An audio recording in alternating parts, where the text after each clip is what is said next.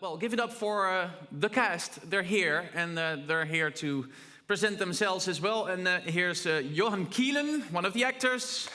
Anna Bjelkerud. Director Johannes Nyholm. Please come on stage, guys.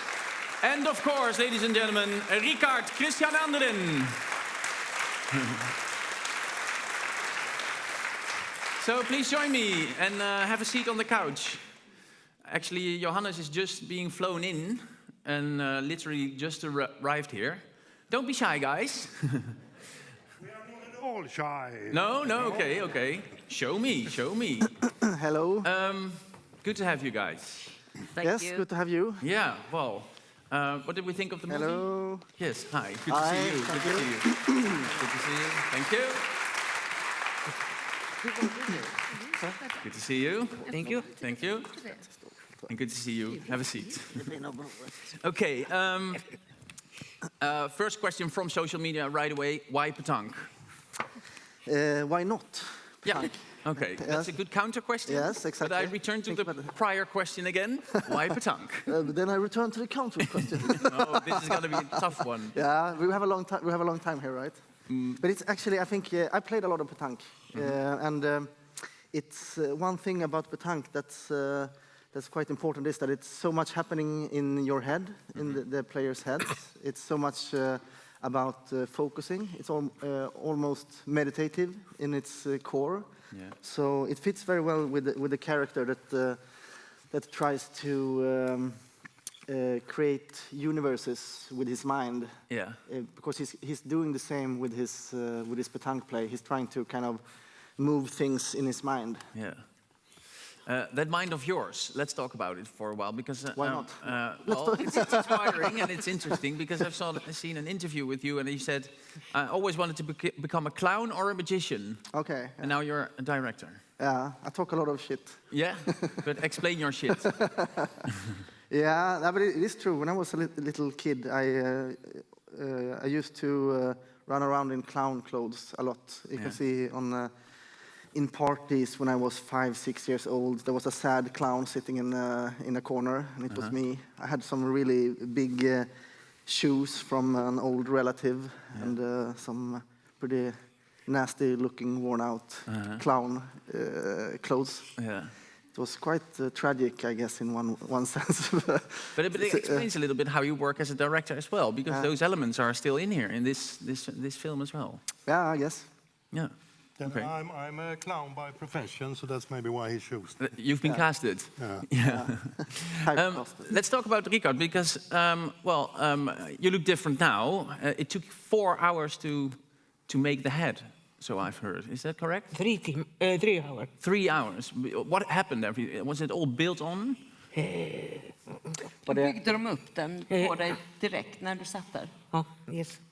Han vill att du ska berätta lite grann om processen när de sätter på masken. Du får ta engelska. De satte ihop olika delar. Yeah, please do so. Alltså först en bakstycke. Sen var det olika små delar som byggde ihop masken. Och sen sminka dem. Så det tog 3 timmar. It was composed of many different parts, the mask. It was glued onto his face, one big on the back, and then small parts in the front. I think it was like 8 delar, 8 parts or something like that. Something like that. So each day it was glued on, and then you had to get rid of them, throw them, and have new parts for the next day. Yeah. Why did it have to be, well, if I say correctly, deformed, autistic little man as a character? You could have chosen anything. Yeah. Why did you choose that? Yeah, I mean, it's. I wanted to portray a character that you could feel a bit that he was different than other people. That you could. I mean, I wanted you to feel that there was kind of a filter between him and the rest of the world, something that stopped him or hindered him from getting the same vision of reality as the rest of us. And in the same way, it helped to create a character which is very much a character that's built up of his mind, what's going on inside. And I think it was important also to create to help the actor Christian to get into that part. That he was a bit hindered and stopped and filtered out from reality when having this big monstrous piece on him. But was it difficult to play because expression and you didn't have the tools you normally have as an actor? Var det svårt att uttrycka dig för du kan inte använda de normala verktygen som du har som skådespelare när du har masken? Det var svårt, men det förstärkte min roll. Ju mer liksom svårare fick jag ju öva motstånd att liksom försöka leva liksom med mig själv, men ändå inte själv. Alltså jag gick in i en roll och det blev liksom en balans mellan verkligheten, så att i och med att masken tog bort funktioner och på så vis kunna utnyttja att agera. It was harder with this on, but it also helped him to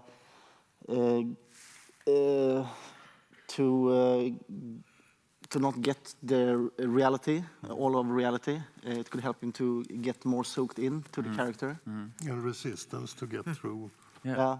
So the idea you had worked out perfectly for the actor as well. I guess in a way.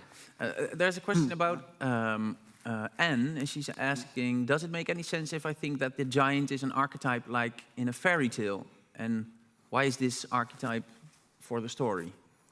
I think this whole film is very much like a fairy tale. It's inspired by a lot of classical fairy tales. I mean, it's very classical in many ways with this. I mean, this conventional ending with the Lucky Luke kind of ending, and there's a giant going to the sunset. It's very much fairy tale kind of language. But it was important for me to mix it with hardcore realism. Anna, Yeah. you stepped into the world of Johannes, his creative mind. What did you think when you read the script for the first time? Oh, I love the script because I could, because it makes me feel a lot and even cry. Yeah. And the part is that kind of part that I love to do. So. What element what element made you cry specifically? The people in the som är liksom utanför, vad heter det? Outside. Heter det så? Utanför? People, ja. Utanför vad? Ja, liksom som inte är, vad heter det? Excuse me, my English. No problem. We'll get there. Säg meningen på svenska. We have time. Alltså människor som inte passar in. Aha, Outsiders. Outsiders, yes, please, thank you.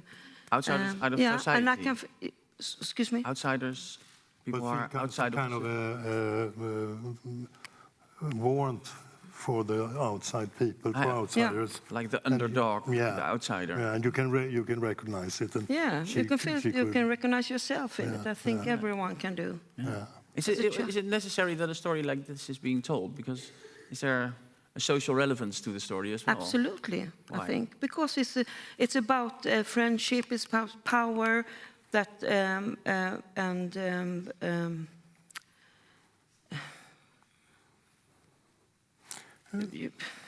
Yeah, Johan? It's also about bullies, people that are bullying other people. And today we're living with a new president in the United States of America that's named Donald Trump, that is the biggest bully of them all.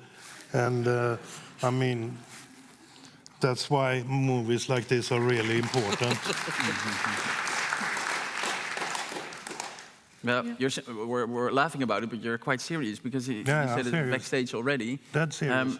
And is that also the reason for you to write the script like this, or to make the movie like this, like asking attention for people being bullied, pushed outside of the society? I mean, one part of it is, of course, that I care for those outsiders. That I want. I mean, I don't want them to be portrayed like they are freaks, but more like people that has actually something really interesting in their minds.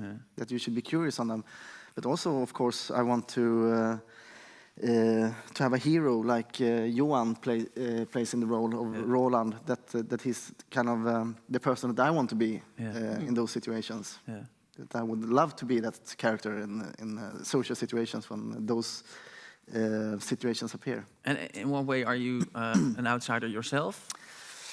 Well, in some respects, for sure. Yeah. I guess. As a kid, maybe, or Yeah, I mean, in some respects, I mean, society is built up of many different hierarchical systems, small social groups, and so. In some of them, I'm an outsider. In some, I'm not.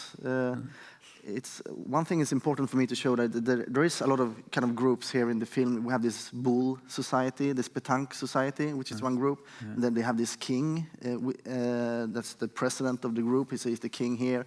And in this little kingdom, I mean, there's one type of rules. But then just outside of this little curtain, there's some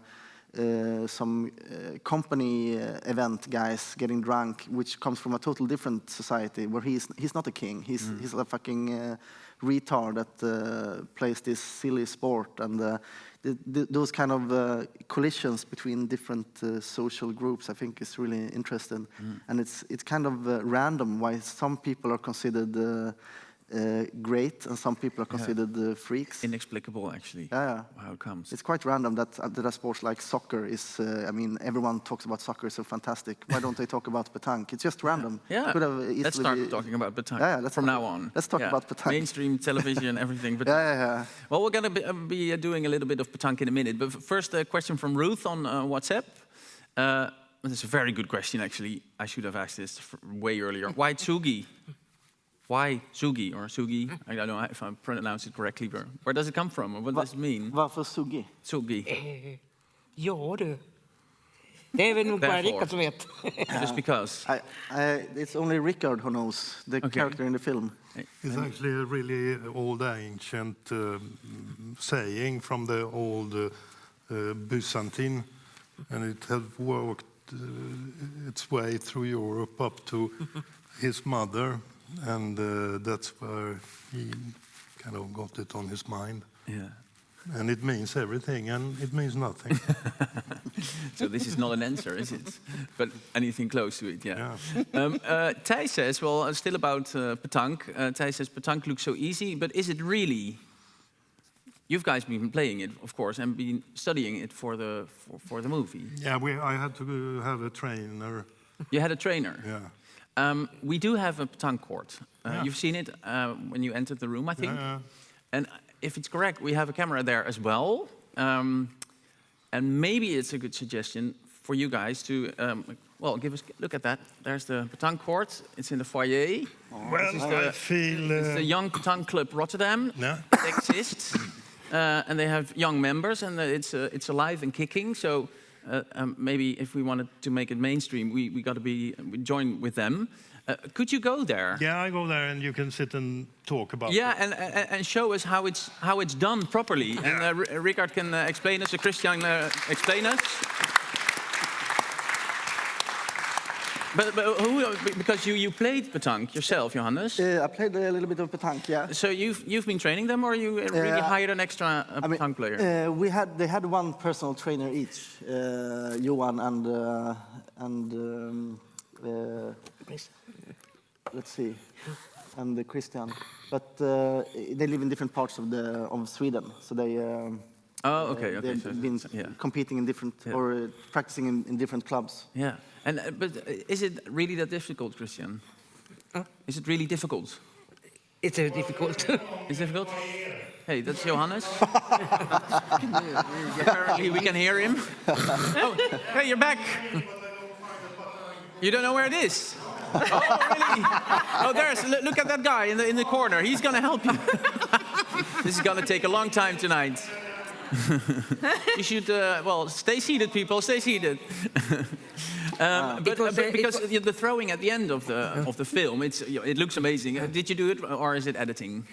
Han frågar om det här fantastiska kastet på slutet, det höga. No, the special one where you took the little ball. Om det var ett riktigt kast som du gjorde, eller om det var special effects.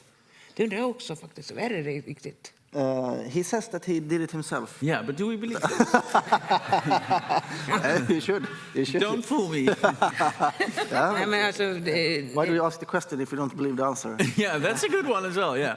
Well, another question then from Kino to Christian, and maybe you can answer that one. Was this your first film? this was my first long film. Yeah. My first feature film. Yeah.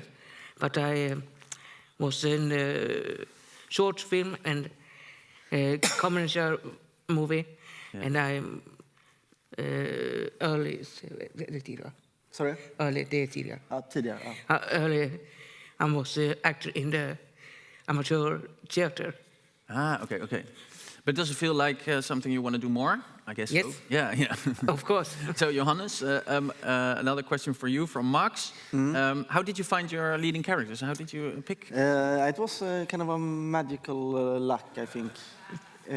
Oh, he's there. Oh, he's there. Yeah. We have to answer this one later on. Johan, sorry. You hear us, right?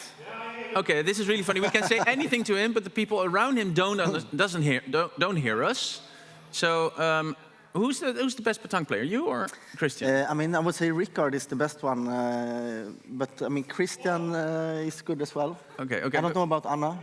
Okay. No. But Johan, can you maybe try to a basic throw? What do we have to know to do a basic throw?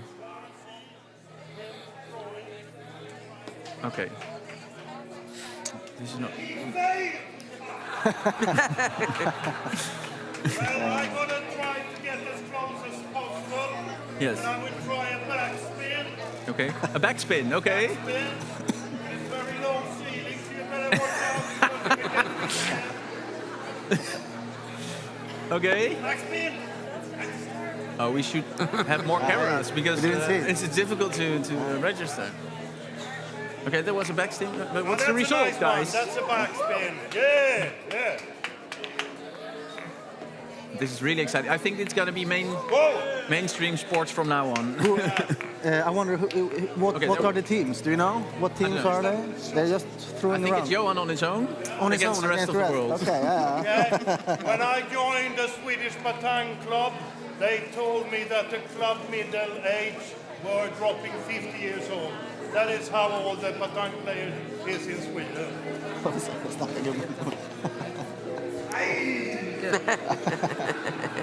Where's the little ball? Oh, it's far away. Yeah, it's pretty far away. Okay, but I didn't it's a warm up. It's a warm up. Yeah, it's a warm-up. Okay, maybe you continue, Johan, and then we'll be back to see if you have any progression. Okay. Janneke asks. Oh no, we had a question, of course. How did you find your leading characters? You were still answering.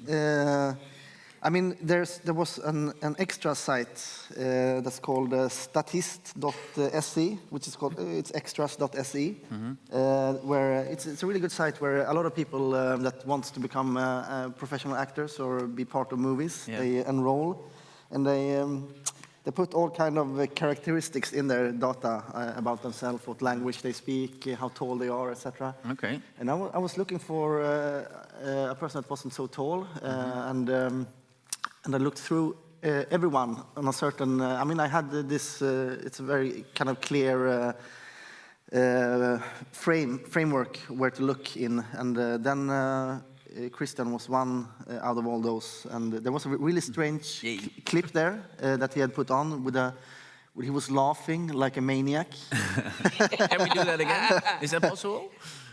Can we do that laugh again? Kan du göra det skrattet, frågar han.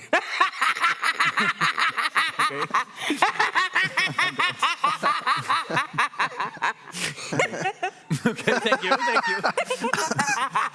So you thought right away, I have to get this guy.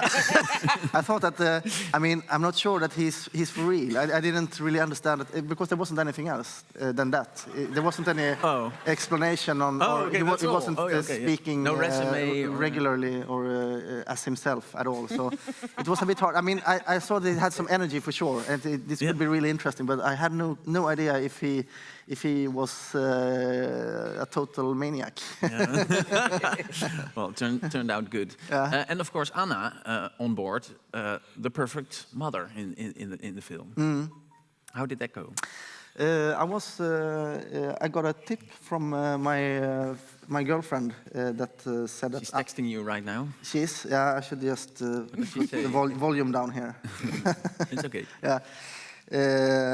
And I had seen Anna in some movies, and I kind of thought that it would be a really interesting choice. Yeah. And then when we would do some test castings, it was fantastic. Also, one important thing there was that to play the accordion, is it? Did you play it yourself, really? Yeah. And Really? Yes, Oh, wow. and much more, because we cut it way lots. Yeah, I did. Oh, we've brought a And I special warn all accordion. my neighbors to please have patience, because I have a work and I have to practice Yeah, accordion. So yeah. I can imagine. So in the same way that those two guys practice petanque, she practiced Yeah. accordion a lot. And that's something you like to do to your actors? Like you have to challenge them in a way, or? I mean, it's important, of course, that you see that they are there for real. It's important. If she couldn't have played, then she wouldn't be believable in that role. But the most difficult thing with that, because I'm playing piano, so it wasn't difficult for me to play it on the piano part. But the most difficult was not to be too perfect, because when I play piano, I want to be perfect. And in the character, maybe she could, you understand? It had to be a little bit sloppy. Just to relax and just to Romantic. be in. It's my character, not to be a good Too perfect. dung player. No. Imagine, yeah. Oh, So- understand. It's easy to say. Good excuse. You meant to say. So Let's go to Johan, because we're checking all the skills. Johan, are you there? Okay. We want to have like a finishing throw now, like to impress us all and take away all the doubts we have so far. Shoot it out, Johan. You should shoot it. The ultimate one. Shoot it. A carré. With the backspin, Carré. without a backspin, doesn't matter. En kalle nu då, Johan. Kom igen nu. Okay, concentration, ladies and gentlemen.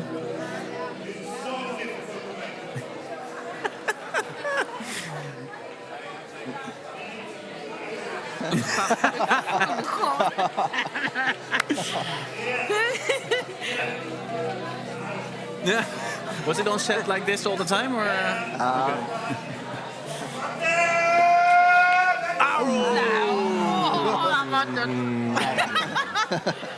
Okay. It must have been the jet lag, Johan. It's no problem. It's the jet lag. Give it up for Johan, by the way, because he's doing it out there. I've got one more question, just we don't have that much time left, unfortunately. To the director, Johannes, did you draw inspiration from the tale of Walter Mitter? The what? The tale of Walter Mitter. Walter Mitter. Mama says it. Mama sent it. How It's not my mama, is it? Mama? No. Tale of... Your mama. What is The tale of Walter Mitter. Walter Mitter. Unfortunately, What is I don't the know tale what of the tale Walter- of Walter Mitter is. No. Does anyone know here? No. Okay, I was then very- we'll skip this question. I was because- very inspired by it. Yeah, that was a good, beautiful story. We have to go to Wrocław for a second, because in Poland, everyone has been watching as well these IFFR live sessions, like this one tonight, but also the previous ones. And they've made edits of how they experienced the whole concept. Look at it.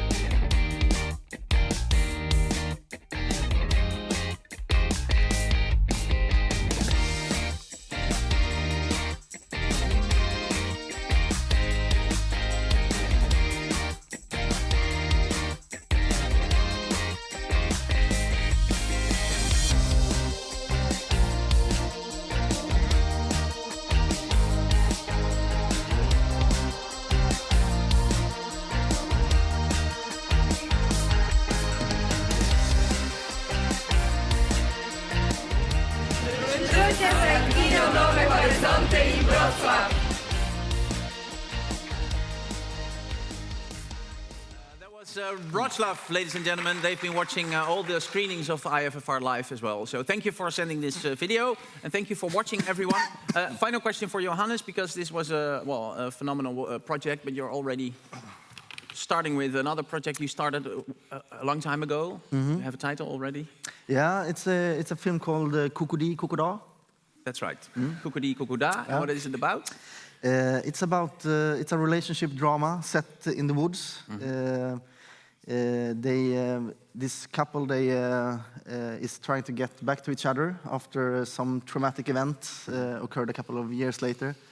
So they end up in this kind of claustrophobic tent holiday out in the woods, and people from their mind, so to speak, inner demons show up and take care of them.